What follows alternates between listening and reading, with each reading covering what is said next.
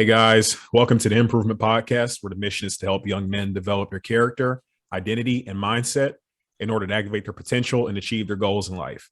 And so today we have on another special guest. His name is Paul Beam. He is a Marine Corps veteran, life coach, and the host of the True North Man podcast. Thank you for coming to the show, Paul. Yes, sir. Thanks for having me. It's an honor to be here. Thanks for inviting me on and looking forward to our discussion. Yeah, I'm definitely looking forward to it. And I really appreciate you taking the time to support the mission. And so for the people that aren't familiar with your work and what you do, could you tell them a little bit about your background? Sure. Yeah, there's a lot to it, but I'll definitely hit the 30,000 foot view. You mentioned some of it. I am a Marine Corps veteran, served from 2000 to 2004. And then from there, spent a number of years doing many different things in my life, everything from welding to sales, to operating my own small business.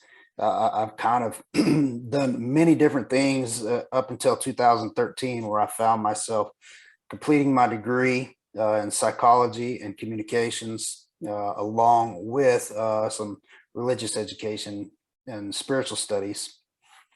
And then in 2017, once I graduated, I continued to operate True North Man and the organization where we host events for men and do men's life coaching. So that's a down and dirty version.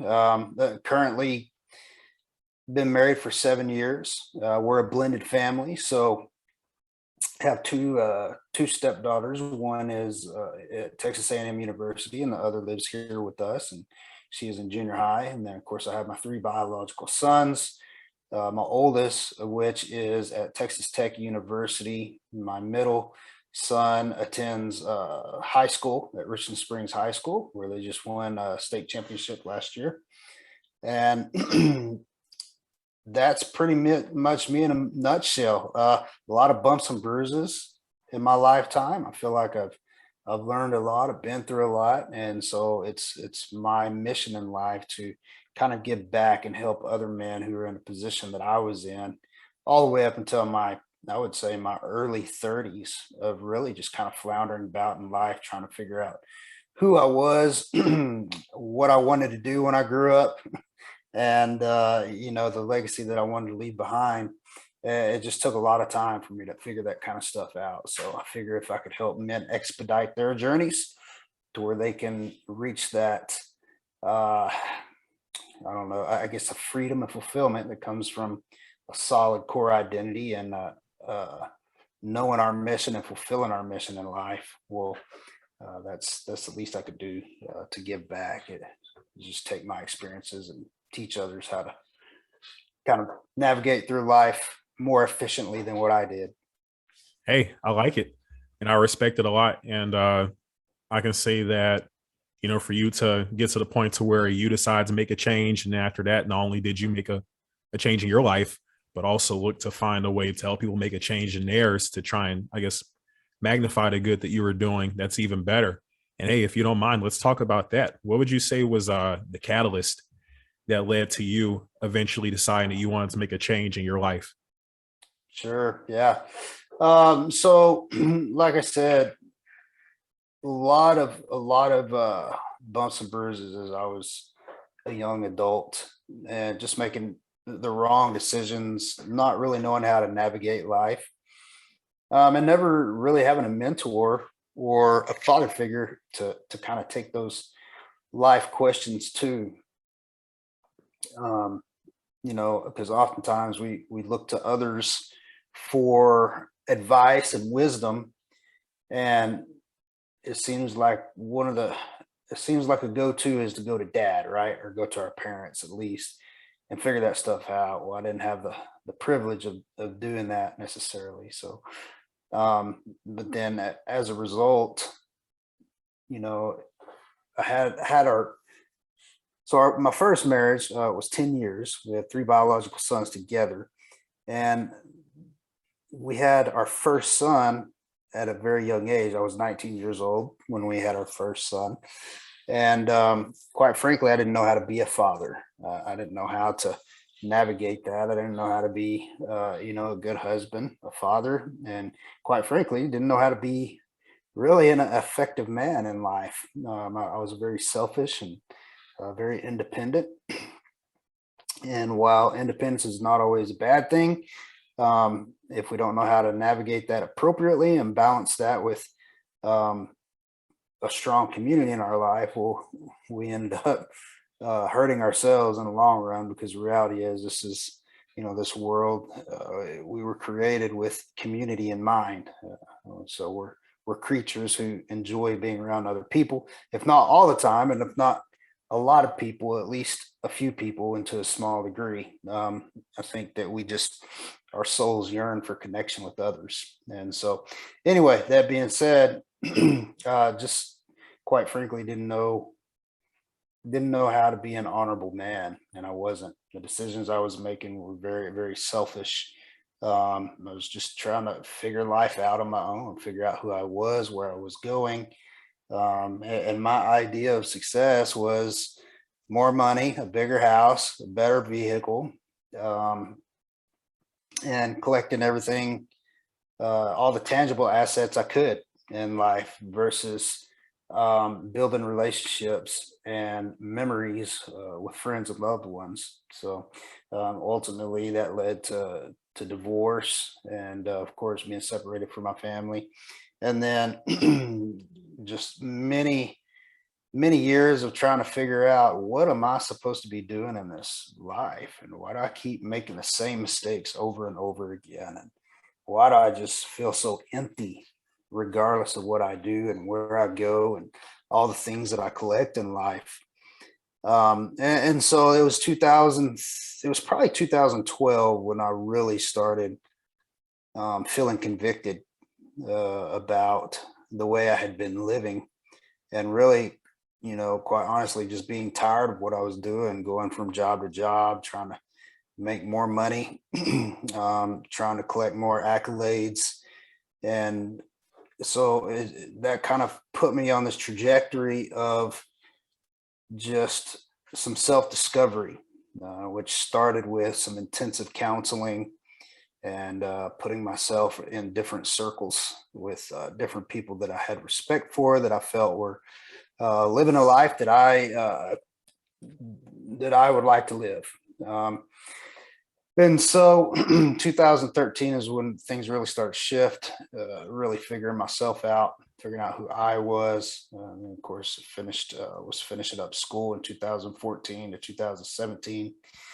And it was during that time that I took kind of even a deeper step in my faith, and surrounded myself with wise counsel, people that I respected and that I felt like were leading the life that I looked up to and would want to live, um, as an older person, or as someone, that's at least further along in life, and someone that looks like they're happy, and really, just being present in the moment, because they know that they're fulfilling their purpose. And so that's when I started Man Camp. I started Man Camp back in 2015, and that was a result of me constantly looking for different events for me to attend, and put myself around other men who were had the same heart as myself, both in faith and in growth in life. And so what really spurred the idea, or I guess the desire, to start True North and Man Camp was, we were attending church at a mega church at that time. And every year they would host a women's event, a ladies event, where, all these ladies would go out to these cabins, and they'd have a guest speaker come in for the weekend, and they'd go through certain sessions and lessons, and they'd have certain homework, but it was all together in community, and then they'd break them up into smaller groups. And so anyway, I was just thinking, man, I sure would like to have something like that I could do, because they weren't hosting that stuff for the men.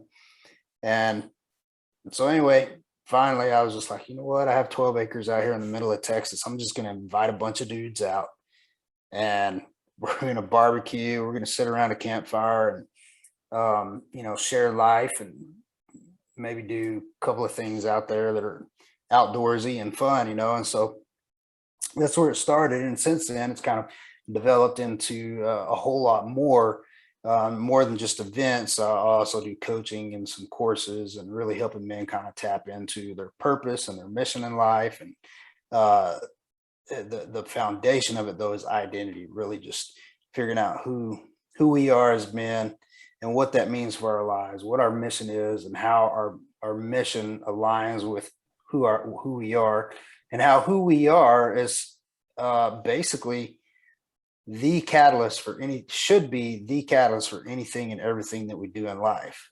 Everything we do in life should reflect our identity and should flow from that. So that's what I put myself in the arena to do, to walk men through those processes, to continue to host these events, to kind of scratch the surface for them in a group setting, and then to go into smaller group coaching and even one-on-one coaching. And I have the podcast as well, and it's basically just asking a bunch of questions, saying, hey, like, what have you been through in life that you've learned from that you can teach other men? Because I believe that we all have our own experiences, and we've been through certain things that maybe someone else hasn't been through. And if we could shed some light on some how-tos or some don'ts, maybe you should try this, or maybe you shouldn't try this, or, how do we do X to achieve Y, and so on and so forth. That's kind of my approach, is just learning from other people. So everyone that I interview on the podcast, I'm basically a student of that person, who respects the experience, the life experience, work experience, skill sets, and everything that those guests bring to the True North Man podcast. Well, hey, your story, along with what you just said about the whole thing with church, really just made me think about how there really is a need for this type of stuff that you're doing. Just due to the fact that they had it for the women and not the men, just goes to show you that it seems to be something that's kind of overlooked. And you know firsthand what the value of that type of stuff would have been when you talked about not having the type of influence in your life. And so, like I said before, it's great that you decide to step in and kind of fill that role. And so one question I had about it is, why do you think that's the case? Why do you think that, I guess often it seems like men are kind of overlooked when it comes to these sorts of things, like with their development? It's almost as if it's seen as if something that you're just born with or like supposed to have. And no one really talks about how, to be a productive man, there are like real skills and things you need to develop. There's influence that you need to have around you, people that need to guide you and form you into that. You don't just turn 18 and become one, really. Sure. Yeah. Yeah. Well, I think that men are naturally independent to a degree. I think their natural inclination is to survive. Mm-hmm. And that means getting out and doing whatever they need to do to earn their keep in this world. And along the way, I think because of the nature of, in the past, the nature of the kind of work that men would do, and then just being around like-minded men who, quite frankly, we're built tough, right? And we're supposed to be able to endure and live life effectively and remain the provider that we've been called to be. But I think over time, because now we're kind of getting, we see we're kind of getting back to simpler times, as far as like not so many men are having to work with their hands and so on and so forth. But I think going back in time, when men were working with their hands and they're working out on ranches and farms, and when there were a lot of tradesmen, I think that that may have played a role in it, a part, just being rough and tough, and then people getting these certain ideas about men and our nature, and we're just kind of goofy and dumb, for lack of better words, and we just don't have we don't have emotion. We don't, and if we do, we're supposed to ignore those emotions and those feelings, just so that we can continue to trudge through life. And so I think, man, what was your original question? Because I feel like I might be going off. Yeah. So the original question was, so why do you think that happens where they have the resources in place for women and their development, but it seems to be something that's overlooked with men? And Sure. Okay. Yeah. yeah. Yeah. And so I think over time, it's just almost kind of became this natural, just it's been very easy to naturally get into this idea that men are just okay. It's okay. Like Hmm. we don't, we don't have to really look to men and see to their needs so much as we do women, who are more, maybe a little more emotional, right? Or more nurturing. It's almost like the emotion and nurture and stuff like that are things that people originally focused on developing or paying more attention to during the times. And we could get into so much here, like the feminism, the feminism and the feminist movement and all this. But anyway, so I think there's just a mindset that at the end of the day, I think that everyone thinks if men need to be taken care of, they'll take care of themselves. Hmm.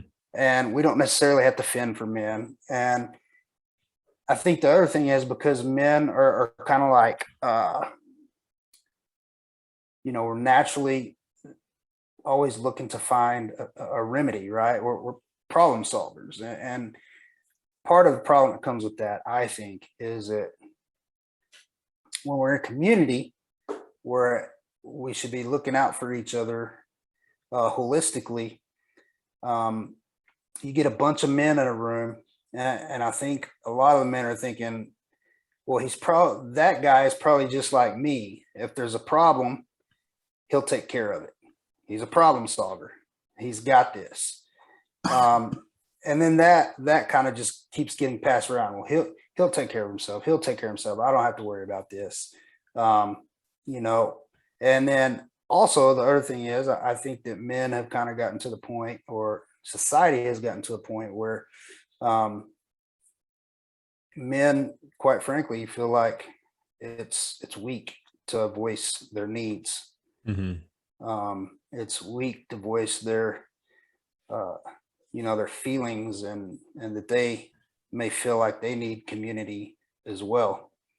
And I think that that's kind of detrimental to us as men, is the idea that it's weak for us to admit to needing something of that nature. And so going back to your question, at the end of the day, it almost seems to me like, and I've been in I've been to many different events, many different trainings. I've been to many different churches, and I don't know. I think that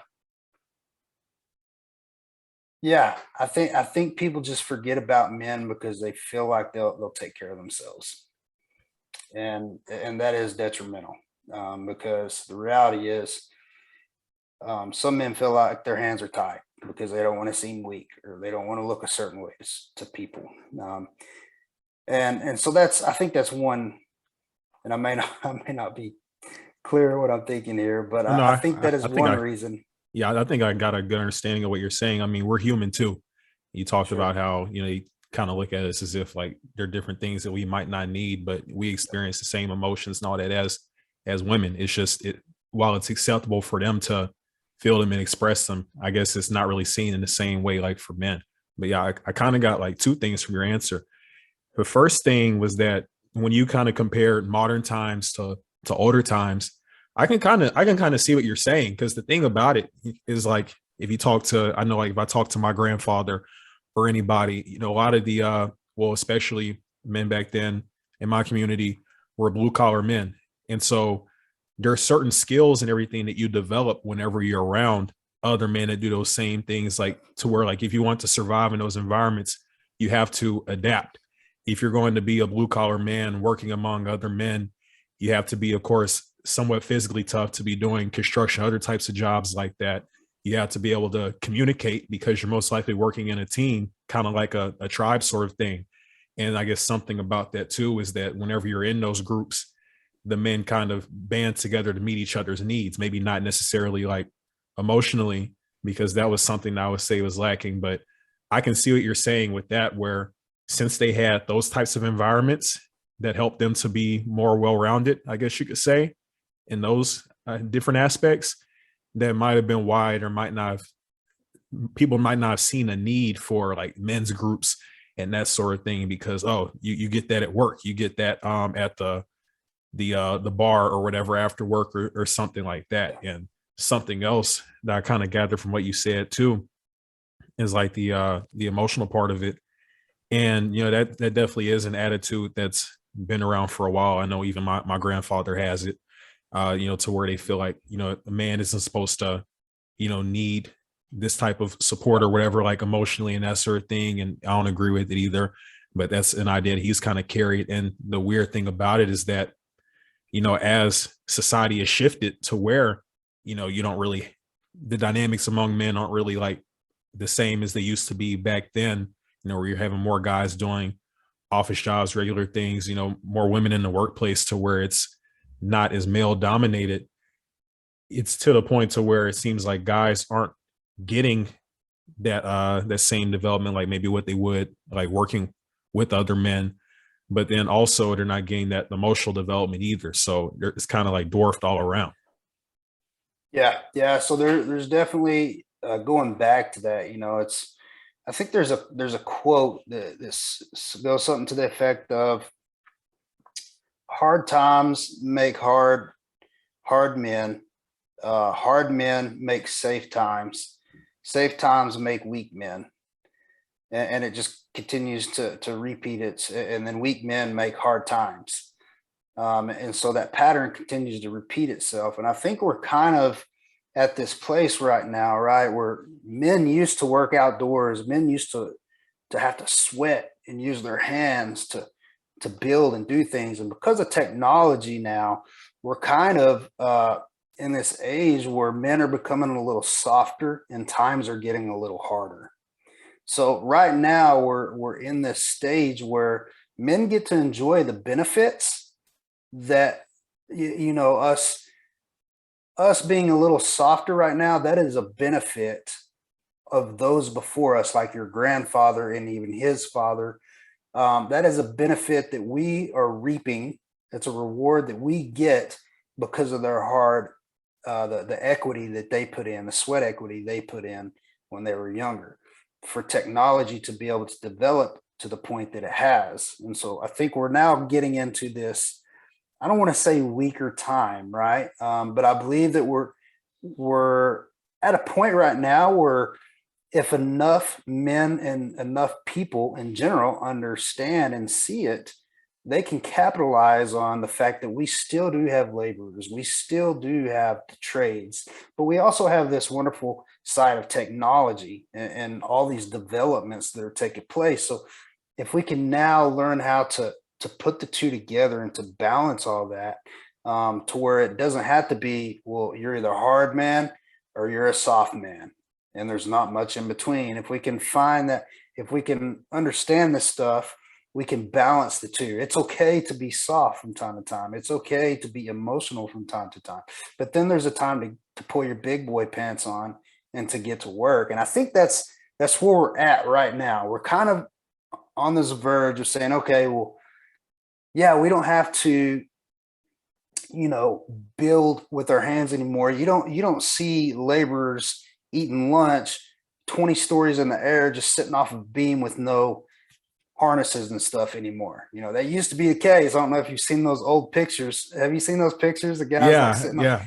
It's crazy. Yeah, I know man. what you're talking about. Yeah, like with the construction workers all like just sitting on it. Yeah. Yeah, it's crazy. And so we're now to times where people care. People do care. They care about your health and your safety, your emotional well-being. But I think there are still enough of the hard folks out there too. And if we can all learn though that we got to have a certain degree of hardness and we got to have a certain degree of soft, right? And the sooner we learn how to kind of rhythmically balance the two, and live in that healthy rhythm, well, the sooner, um, well, the more well off we will be mentally and emotionally. Hmm. But back to the question, of like right now, like why do men get overlooked? Because I think there's also still a part where we've swung too far on the pendulum now of saying men don't matter, and we need to bring that back. And I think there's enough people out there. If like what you're doing and then what I'm doing, if you look at Ryan Mickler on Order of Man, I mean, I know several other men. I've been in this space now for um, 6 years, and I know many, many men who are out there trying to fight the good fight and make sure that we're developing men to be independent, but we're also teaching men that it's okay from time to time to voice your concerns, to voice your emotions, to voice how you're feeling. We need to be in touch with that side of us so that we can also be uh, good nurturers and good protectors, good providers, so on and so forth. Right. So, while it has kind of swung too far on the other side, I do still think that there's enough people out there that we can kind of we're going to get to the point where we're going to start seeing more balanced men, and men who aren't selfish like I was in my young teens and my early 20s and 30s. We're going to get to the point where there's more responsible men out there, because some of it is our fault, right? Mhm. Some of it, we can't say that we're victims. We have to take ownership and responsibility. And so some of it is our fault, that TV makes fun of men nowadays, and makes men look like buffoons and dumb and all that. Because one of the things that we as men, as created beings, it one of the things that we fall into quickly is apathy. And once we fall into that apathy and laziness, well, yeah, we're gonna seem like buffoons. We go to work and then we come home, we lay on the couch and watch TV all evening rather than trying to invest time in our children. And I'm not saying there's not a time to decompress, and I'm not saying there's not a time that we shouldn't do things that we should enjoy. But there again, that goes back to our identity. So if everything we do flows from who we are and we know who we truly are, then we understand that taking too much time just to chill out and watch TV, or drinking too much, or eating too much, or fill it in with any kind of unhealthy habit, um, that's we're going to fall into that if we're not careful. And we us knowing who we are, we can constantly check ourselves and say, this is who I am as a man. And that means I've got to operate at a certain level. That means I can't, watch TV every evening for 3 hours. That means I can't be lazy and not go to the gym. That means I can't, there again, fill in the blank with whatever you want to fill it in with. If we're truly living for our identity, and we know what we need to be doing in life to live up to our identity so that we don't live in the integrity gap, then we'll definitely step our game up. And I think there's enough guys out there like you and I right now who are starting to raise the standard, right? And men are starting to care again. They're starting to care what people think about them. Not that we should always care about what people think about us, but to a degree, yes, we should. We should want to live a life that is worthy of honor and respect and appreciation. There are you made a really good point, and it made me think of two things. So the first thing that you made was how we need to kind of find some sort of middle ground when it comes to being a man. And the way, at least I perceive that, is that, it's good to be, hard, of course, in certain situations where it's needed, but you also need to have that other side where like you can have emotions and be in tune with that to be able to connect with the people that you care about.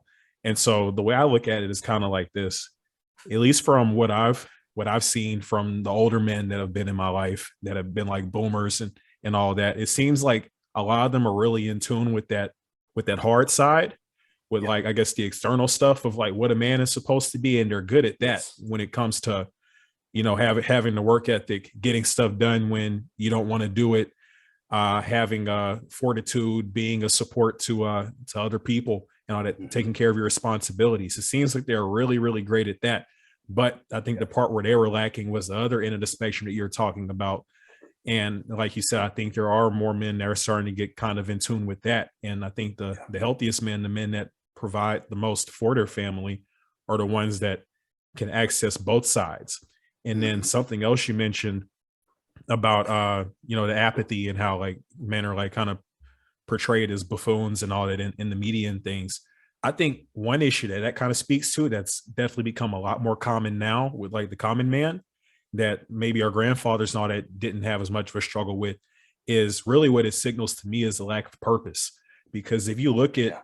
all the men, I guess that came before us, there was something that went on in their time, or like some type of role that was pushed on them that they thought that they needed to take, that gave them a sense of purpose. So that way you didn't have that same type of apathy, I guess, like what you would see, as it's gotten later in time, from maybe, I don't know, 80s, 90s, 2000s, and now. But like anybody that was like born in like the 20s or 30s or whatever, their purpose was to fight in the war and then to, be breadwinner for the family. Next generation, they had a war. After that, provide for your family. You're the breadwinner. And so having that main thing to focus on, and being a community figure too, which is something that was important to a lot of men, being somebody that was respected among their peers. That was like that driving purpose for them. But I guess with a lot of men now, and due to the fact that that same pressure isn't on them to go and like, let's say, serve in combat, because of course it's completely voluntary now. You don't have Yeah. that same drive to necessarily be the breadwinner, because women, it's completely normal for women to work now, unlike in the 60s and 40s and all that. And so you don't have, it's there if you want it, but there's no outside pressure, or I'll say not as much outside pressure that's pushing you into taking that purpose. That's at least what I've kind of gathered from it, and what the issue seems to be. Yeah, that's an interesting thought. And that's something that I feel like a lot of men are lacking is purpose. Number one, I think purpose and mission can be easily confused. And some people may make a good case against, well, mission and purpose are the same. Hmm. So my thoughts are there that our purpose in life is, first of all, everyone has to figure out what that is for themselves. And there is a process. There is a process that you can go through that will really kind of help us dial in on that. Okay. But at the end of the day, I believe that the most noble purpose and the most fulfilling purpose will, without a doubt, be attached to edifying and uplifting other people in this world in some shape, form, or fashion. That is my core belief is that all of our purposes are probably going to be pretty much the same for the most part. Um, they're going to be attached in some way and connected to edifying and uplifting and serving other people in a manner that helps people in this life.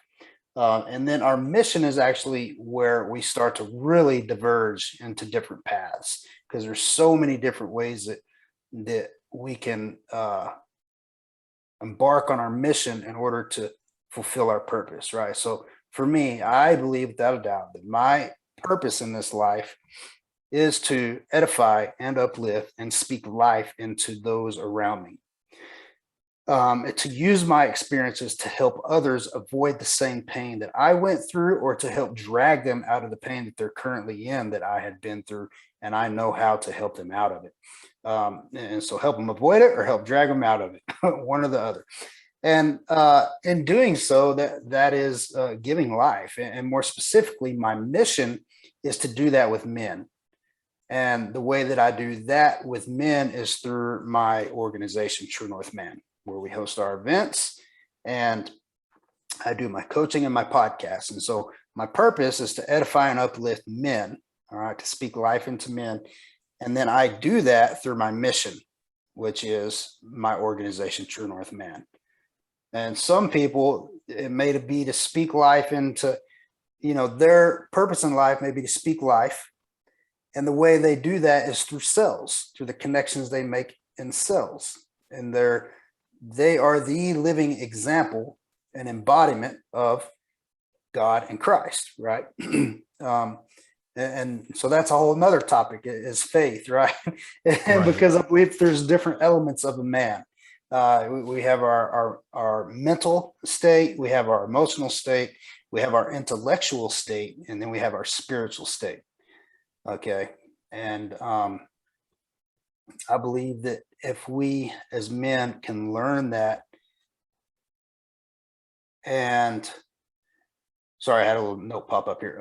The sooner we can learn how to tend to those 4 different states and take care of ourselves, the sooner then we can start to take care of the other pillars of life that help us navigate this life in a manner that is more fulfilling for ourselves. But in order to be fulfilled ourselves, I believe hands down, we have to serve others. We have to really get our joy in helping others achieve more in life and feel more and be better and do better in life. And I feel like I just went off on a tangent there. Oh no, it's all good. It's because it's all valuable. And one thing I'll say about that, to kind of hop off the point that you made, is that if more people took that, I guess, that approach, like what you're talking about, we would probably live in a much better world. And you can also even argue that a lot of the people that are some of the most successful people in the world that we know took that same mission, you could say, where they just tried to find a way that they could offer as much value to others, based on what their skills were. I mean, people may agree or disagree with it, but if you look at Jeff Bezos, he took the skills that he had and he found a way to offer the most value he possibly could to other people with those skills he had. And it just so happened that, the skills and the product that he brought to the market, or I guess the service he brought to the market, was just that valuable to where people appreciate enough to make him one of the richest men in the world. Yeah, absolutely. They're serving purpose. And I mean, there's a flip side of the coin. I mean, there's plenty of people out there who are doing very well in life financially. They have companies, businesses, multi-billionaires. But because their mission in life is not necessarily attached to their purpose and their identity, they feel empty, and they continue to try and achieve more and collect more to fill that empty void that they're missing out on. Even though they're successful, right? There's some other portion of their life that is out of balance or out of rhythm. And and it's probably because they're, at the end of the day, they haven't thought through who they truly are and what they truly believe their mission in life is. And so they're not fulfilling that purpose. So I think you're absolutely correct. There are many who attach their mission. There are many successful people who have attached their mission to their identity and their purpose, and they're doing very well. They're helping tons of people. They're very successful in life. And then there's the flip side of it. There's some people who are super successful, but maybe their mission isn't quite tied to their purpose and their identity, and they're kind of floundering about. Business is who they are. That's their identity, and that's why they're so successful with it. But at the end of the day, if you pull the curtains open a little bit and look behind the scenes, quite frankly, there's probably some areas in their life that are in shambles. Yeah, I think you pretty much touched on it right there. That's the key to fulfillment, whenever those values and identity that you have align with that mission, because then you're working completely in tune with who you are. There is no area to really compromise, I guess you could say.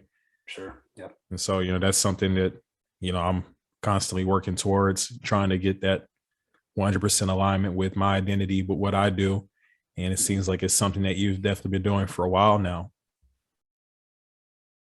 Yeah, I've been working on my identity since very intentionally since 2013.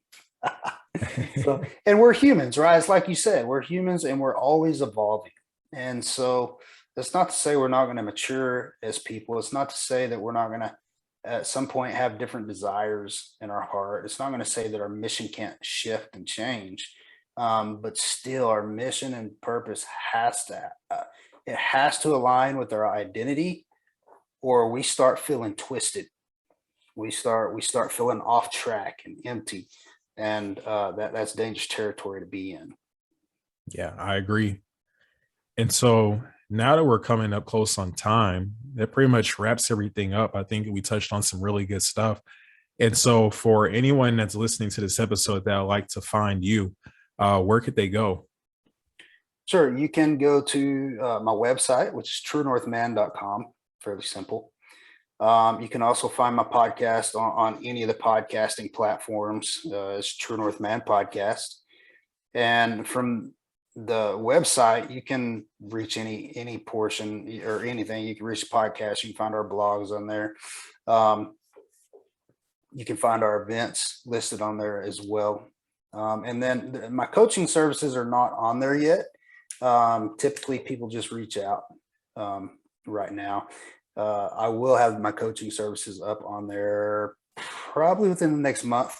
But as of right now, they're not. So that'd be a good place to find me. And then my social media channels on Facebook, it's Paul Beam 81 is my personal Facebook account, and then True North Man is our business page. And then on Instagram, it's the Paul Beam Official. And it's going to be True North Man on true.north.man on there as well.